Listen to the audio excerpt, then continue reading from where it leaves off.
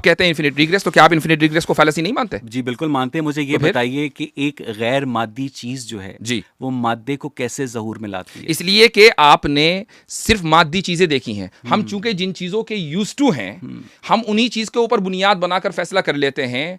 ये नहीं, इसी को मैं कहना चाह रहा हूं कि इसी को हम बोलते हैं फॉल्स इक्विवेलेंस, कि चूंकि हम एक मादी को मादी से यानी एनालाइज कर रहे हैं या उसमें कयास कर रहे हैं, लेकिन हम जब ये कह रहे हैं कि खुदा मादी नहीं है बल्कि गैर मादी है, अब आप ये कहें कि गैर मादी जो है वो मादी को कैसे वजूद में लाएगा, आप अगर ये नहीं मानेंगे तो फिर आप लैंड हो जाएंगे किसमें? इन्फिनिट रिग्रेस में। आप मान लीजिए कि इन्फिनिट रिग्रेस बिल्कुल ठीक है, मैं आपके साथ चलूंगा। नहीं होते, हम उस पर भी लैंड नहीं ओके, होते। बताइए कैसे नहीं होते? हम ये कहते हैं जी कि हमें 13 अरब 80 करोड़ साल पहले, जी प्लांक्स टाइम 10⁻⁻43 सेकंड्स पहले, जी जब ये कायनात जो थी बिग बैंग के नतीजे में वजूद में आई, उससे पहले के हालात का इल्म नहीं है। हमारा ये दावा है जी। और आप लोगों का ये दावा है कि उससे पहले जो था क्रिएटर एग्जिस्ट करता था।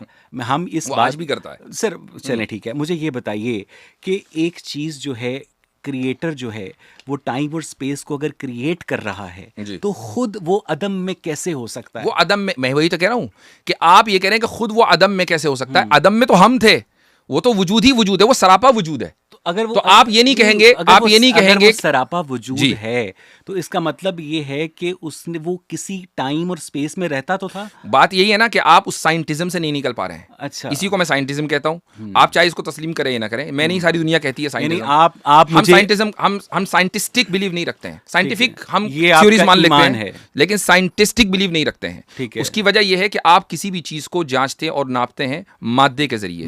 गैर मादी वजूद के आप कायल नहीं है, नहीं है ना? आप कैसे हुए? आप गैर मादी वजूद के, आप गैर मादी वजूद के कायल हैं? नहीं हूं ना सर। नहीं है ना? आप कैसे हुए? आपके अंदर शऊर नहीं है सर। तो जो शऊर है वो मादे का मजहर है। मादे, consciousness is the reflection of आप ये कह रहे हैं कि शऊर और ब्रेन दोनों एक चीज है?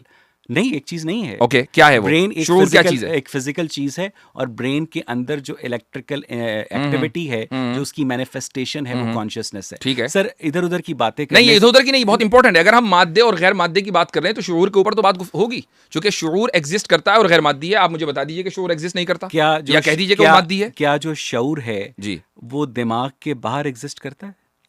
क्या दिमाग के बगैर? बिल्कुल कर सकता है, बिल्कुल कर सकता है। सर, मुझे ये समझा दें। बिल्कुल कर सकता है। मुझे ये बताएं कि वाजिदी हाँ, ये साहब जरूर का है, जो शऊर है, ये जरूर है, आपकी वफात के बाद क्या एग्जिस्ट करेगा? ये जरूर, बिल्कुल हो सकता है, बिल्कुल हो सकता है। मैं लेकिन अगर आप ये कहें कि मादा यानी शऊर और दिमाग दोनों एक ही चीज है, अगर आप ये साबित कर दें तो फिर मैं अपने इस दावे को वापस ले लूंगा। सर, मुझे लेकिन अगर आप ये दो अलग अलग चीजें हैं, अगर ये दो अलग अलग चीजें हैं, शऊर जो है दिमाग की प्रॉपर्टी है, जी, दिमाग का करेक्टरिस्टिक है, दिमाग की सिफ्त है। जब ब्रेन डेथ हो जाती है तो शऊर खत्म हो जाता है। हमारे जो न्यूरल सर्किट्स होते हैं उनमें न्यूरॉन्स की बम्बार्टमेंट होती है, जिसके नतीजे में कॉन्शियसनेस इवॉल्व होती है। मुझे सिर्फ ये बता दें कि क्या इमाम गजाली गलत कहते हैं कि खुदा का जो तख्त है बाकायदा तौर पर एग्जिस्ट करता है? मुझे ये बता दें कि जब जिस मजहबी खुदा की मौजूदगी को आपने दावा करके ये कहा है कि उसने बाकायदा फरिश्तों से गुफ्तगू की, उसने इब्लीस से गुफ्तगू की कि तू आदम को सजदा करे, वो जो गैर मादी वजूद है वो बाकायदा तमाम तर उन्हीं प्रॉपर्टीज़ का इजहार करता हुआ हमें नज़र आ रहा है जो कि मादे की प्रॉपर्टीज़ हैं। तो इसका मतलब ये है कि आप अभी तक मुझे ये नहीं बता सके कि एक गैर मादी वजूद जो है मादे को कैसे ज़हूर में लेकर आया। आपने शऊर को ये कहा कि इंसान जब मर जाता है, उसका ब्रेन डेड हो जाता है, तो शऊर भी खत्म हो जाता है, उस इंसान का शऊर खत्म हो जाता है। ठीक है। आपकी स्क्रीन के ऊपर जो है एक साइंटिस्ट की टेस्टिमोनी है, मैं वो पढ़कर सुना रहा हूँ, और साइकोलॉजी टुडे में है।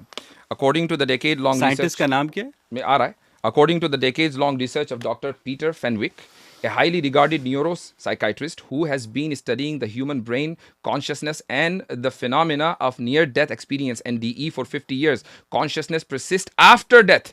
In fact, Fenwick believes that consciousness actually exists independently and outside of the brain as an inherent property of the universe itself, like dark matter and dark energy or gravity. Hence, if in Fenwick's view, the brain does not create or produce consciousness, rather it filters it.